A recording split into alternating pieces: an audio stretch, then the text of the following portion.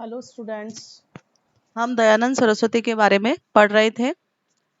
आज का हमारा टॉपिक है दयानंद और भारतीय राष्ट्रवाद।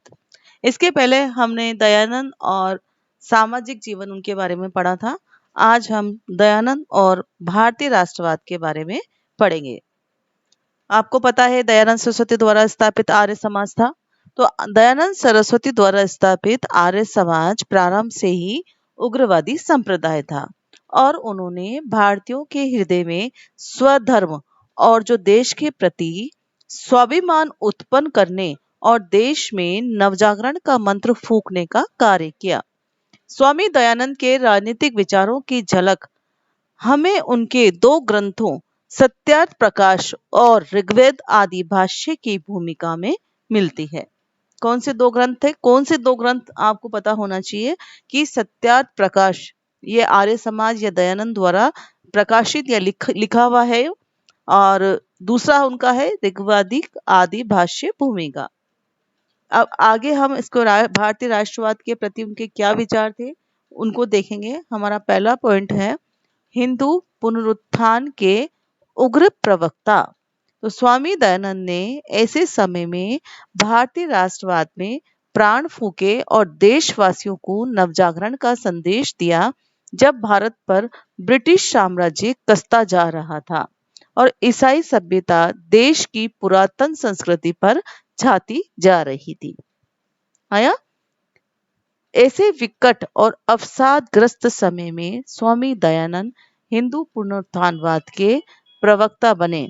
उन्होंने पश्चिम की चकाचौंध से प्रभावित देशवासियों में अपनी संस्कृति की महानता भरी और बाहर की ओर झांकती हुई उनकी मनोवृत्तियों को पीछे धकेल कर उनमें देश के प्रति अनुराग जगाया। ये था स्वामी जी का देश के प्रति राष्ट्रवाद। किस तरह से उन्होंने देशवासियों के प्रति जो है एक अनुराग जगाना या उनमें भाव भरना, देश के प्रति स्वामी भक्ति की भावना को भरना। आगे देखें हम।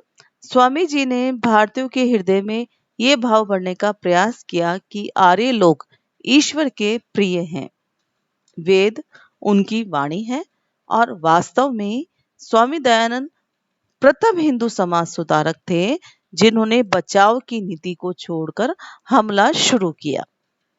उनका विश्वास था कि विदेशी तत्वों का मुंह तोड़कर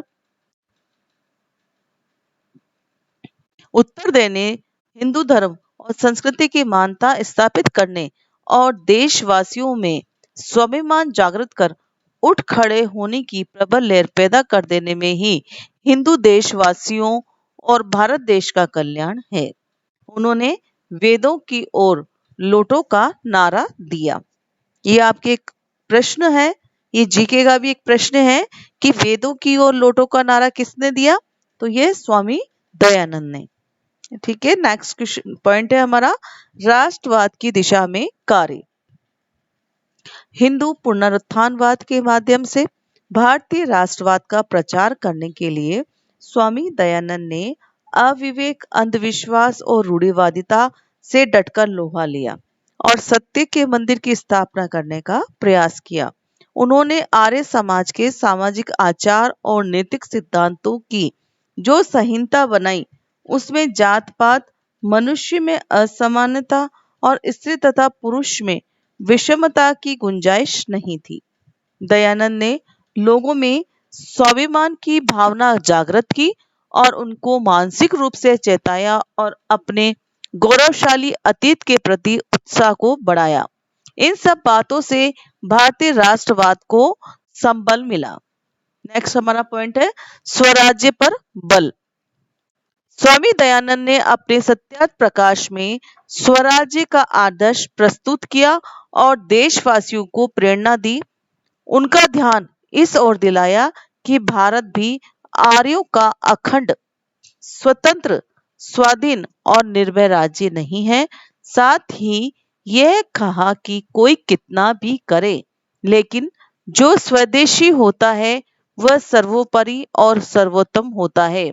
विदेशियों का राज्य, चाहे वह मतांतर के आग्रह से रहित हो, अपने और पराय के पक्षपात से शून्य हो, प्रजा पर पिता के समान न्यायपूर्ण हो।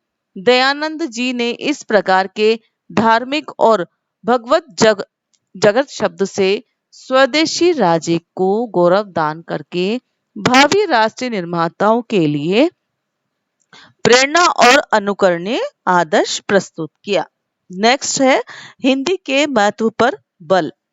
हिंदी क्या है? हमारी राष्ट्रभाषा है, लेकिन हिंदी पर बल किसके माध्यम से दिया गया? हमारे स्वामी दयानंद सरस्वती के माध्यम से। हम इसको देखेंगे। भारतीय राष्ट्रवाद के जागरण में स्वामी दयानंद सरस्वती की यह महत्वपूर्ण देन है कि उन्होंने उस युग में भारत की एक संपर्क भाषा की कल्पना राष्ट्रभाषा के रूप में कर ली थी और यह आवाज उठाई कि देश को एकता के सूत्र में पिरोने के लिए हिंदी का प्रचलन आवश्यक है।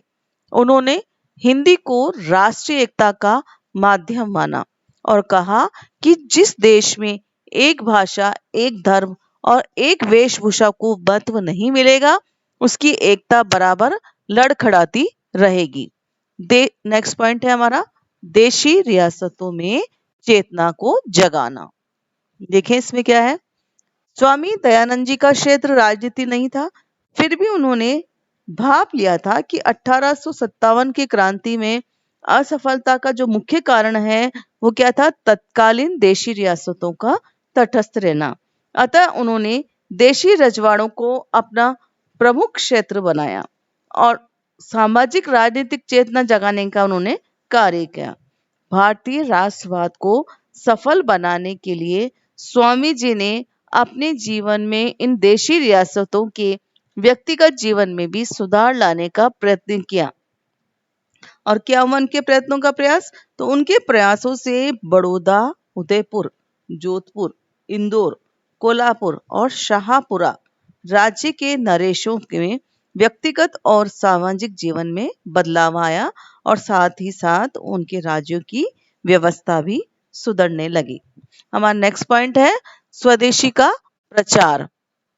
राष्ट्रवाद को प्रोत्साहित करने के लिए स्वामी जी द्वारा स्वदेशी का प्रचार किया गया। उन्होंने स्वदेशी वस्तुओं का प्रयोग किया और प्रत्येक व्यक्ति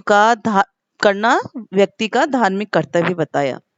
स्वदेशी वस्तुओं के निर्माण और प्रयोग को प्रोत्साहन देने में स्वामी जी महात्मा गांधी जी के अग्रदूत थे।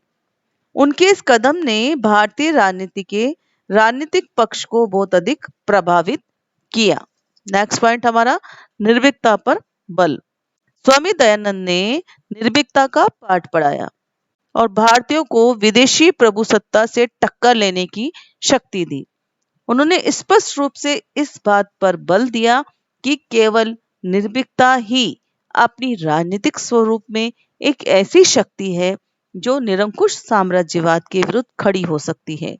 उन्होंने अपना मत इस प्रकार प्रकट किया कि मानव अधिकारों की प्राप्ति केवल निर्मित और साह से ही हो सकती है।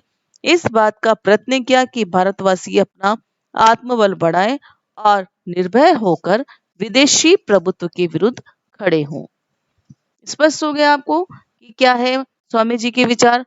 स्वामी जी के विचार का कार्यकलापों से स्पष्ट है कि वह उस राष्ट्रवादी परंपरा के जनक थे जिसका चरमोत्कर्ष लोकमान्य तिलक, विपिन चंद्र पाल, अरविंद और लाजपत राय में हम देखते हैं। कई बातों में तो वह महात्मा गांधी के भी अग्रदूत थे। तो स्वामी जी ने जो आंदोलन शुरू किया उससे आत्मनिर्भरता की भावना उत्पन्न हुई और भारतीयों में आत्मसम्मान की भावना को प्रत्यय मिला। अब मुझे उम्मीद है आपको स्वामी दयानंद की जो स्वदेशी की भावना है, निर्भीकता के ऊपर जो उन्होंने बल दिया, ये सारी बातें आपको अच्छे से समझ में आ गई होगी।